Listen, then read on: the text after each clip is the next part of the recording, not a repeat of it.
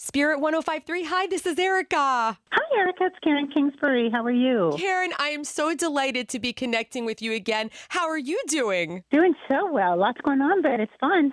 It feels like Christmas has come a little early this year because you've written a new novel. Yes, we've been waiting, The Christmas Ring, and it's a movie too? I know it's wild. This time I actually did the movie first, and I said, you know what? I need.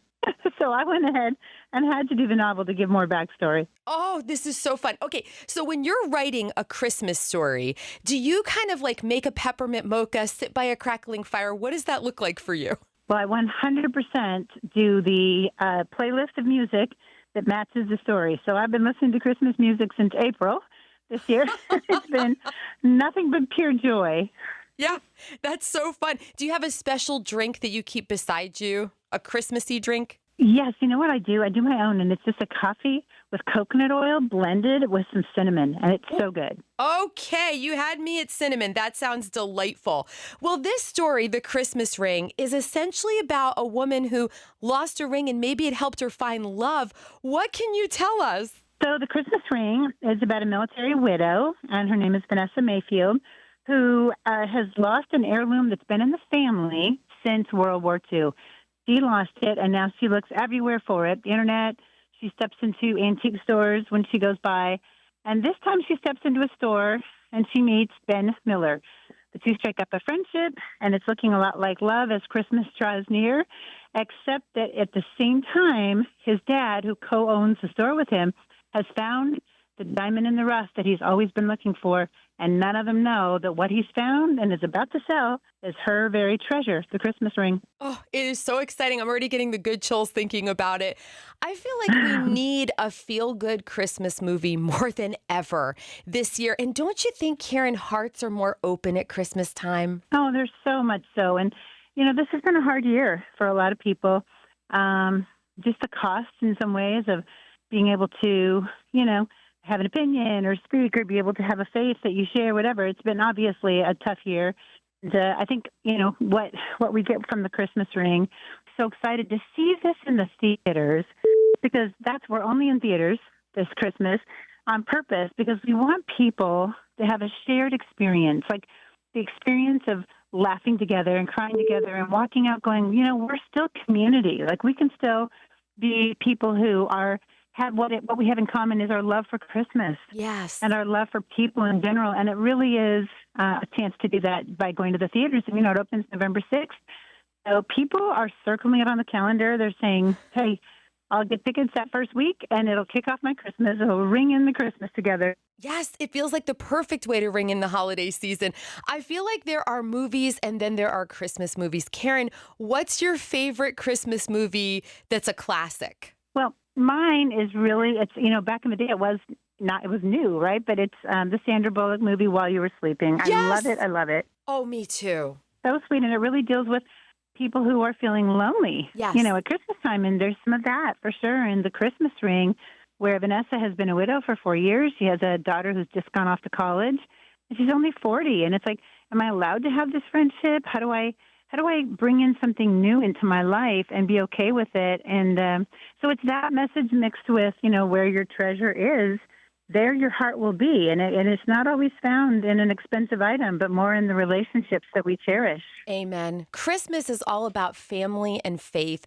And as you look back over the photo album of your life, so to speak, what is at the heart of Christmas for you? What does it mean to you? You know, it's a combination of all of the memories I've had and held over the years, both from being a child, you know, growing up in my family's home where it was about Jesus, and then also raising 6 kids and now with grandkids. You know, the reality of it is, and this is something that the character Kelsey Grammer plays the father who's found this, and he's just amazing. And he has this moment where he says, for unto us a Savior is born. Isn't that the whole point of Christmas? Away from here to heaven.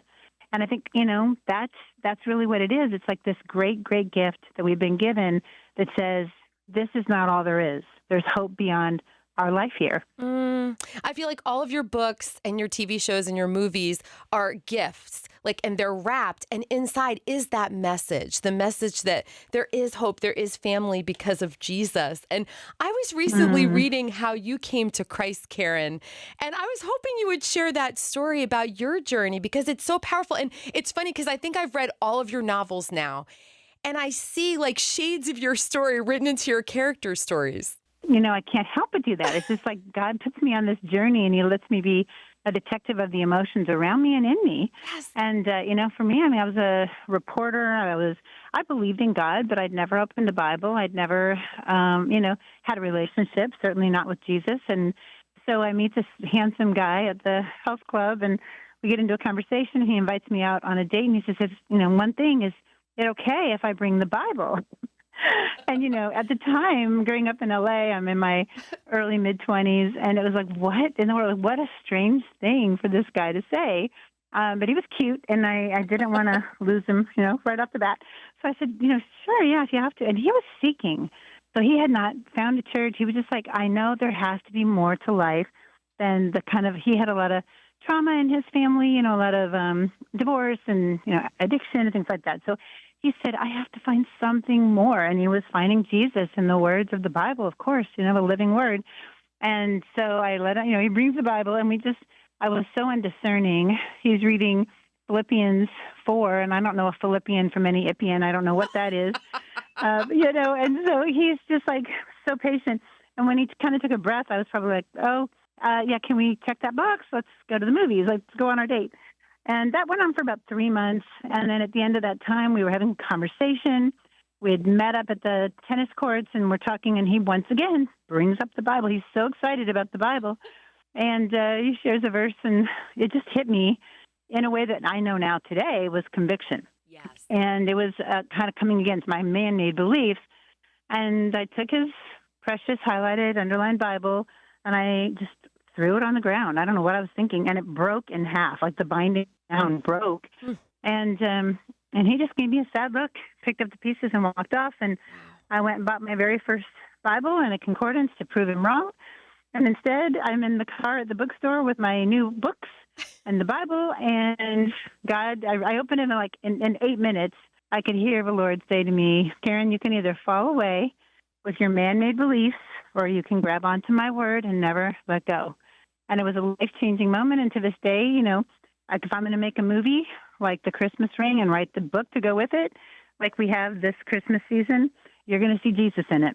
Oh, I am so thankful that happened. And that handsome young man turned out to be your husband. Yes, he did. We've been married 37 years, and we still feel like childhood sweethearts, even though we'd never met when we were kids. But we are just best friends, and he is everything about this movie. He has been a part of it. Like, we had 100 actual military, retired and active military, who are every background actor who's a military person is a real military member. And he helped to make that happen. My husband was instrumental in going in and visiting with them when they were in holding and making sure they felt welcomed and appreciated. Like he is the hands and feet to my dreams. Oh, Karen, that is so beautiful. Let's talk about the military aspect to the Christmas ring. Why was that important for you to include in the story?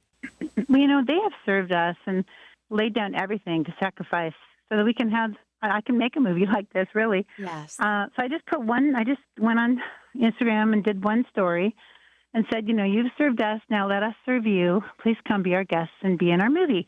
And so many people, Erica, so many people reached out and sent in their photos and where they were from. And so we welcomed them. And the crazy thing is we actually had one World War II vet, 101-year-old James Daniels.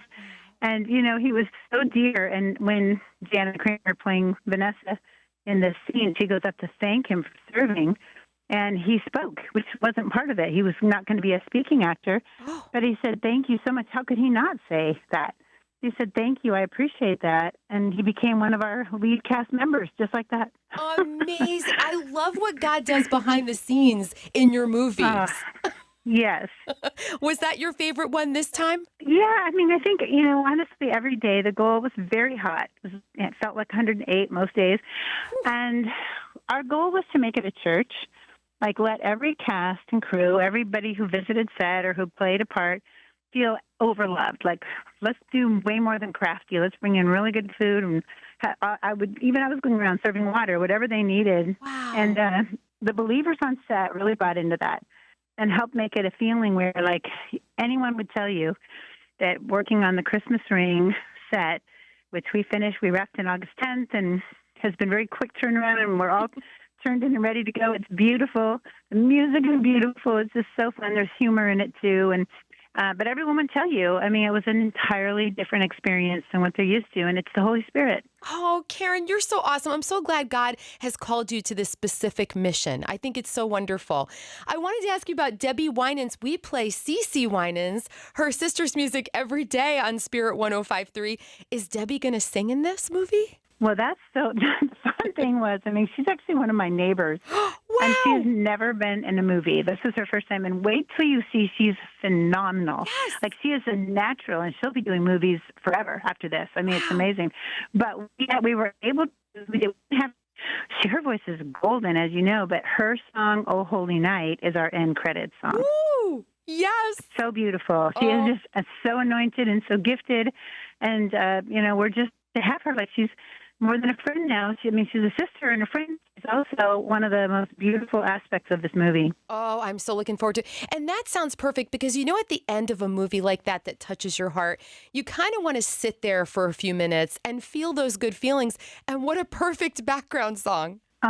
It's what we've seen, and we did a screening with 500 women, and they got on their feet at that part, put their lights on, their flashlights on their camera, and they all were swaying back and forth with the lights during the whole song of Oh Holy Night. Oh, Karen. I think that's going to happen. I'm believing in theaters. So Yes. exciting. It is so exciting. I have to ask you because I think it's so funny. I was reading about how when you were a little girl, your dad read you The Grinch Who Stole Christmas and you had it memorized by the time you were 5. You've always loved a good Christmas story. I've always loved it. I would watch my dad, and he would always get tears in his eyes. Like, for him, it was so important that we would have these moments. We'd put them on the calendar, which is the right thing to do. Like I say, the Christmas ring comes out November 6th.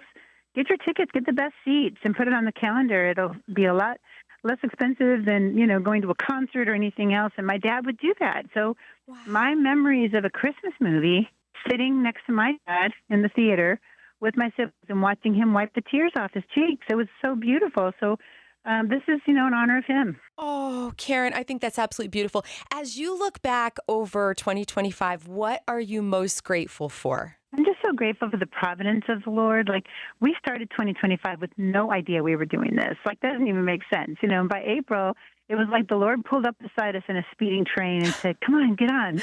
and a lot like Peter getting out of the boat Yes. in the middle of the storm, it was like, this train is headed to Christmas, so let's jump. And a lot of people thought we were crazy. We self-funded it. It's independent. But we followed his lead, and there is something so freeing and beautiful in knowing no matter what, we're following his lead. Amazing. And what is it like being a grandma at Christmas time? Oh, my goodness. It's just the sweetest thing. My little grandsons they're 7, 5, and 3. And they're just so darling, and they love it. And we have this statue that we keep up every year. It's about the size of a loaf of bread. And it's a manger, the Jesus and baby Jesus.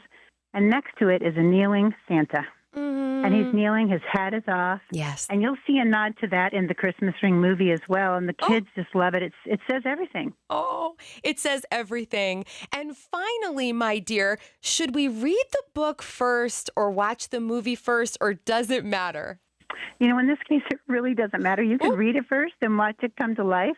I think a lot of people will see the movie and be like, okay, I want more. I love it. I want more. So, it's kind of at the same time on purpose for that reason. But yeah.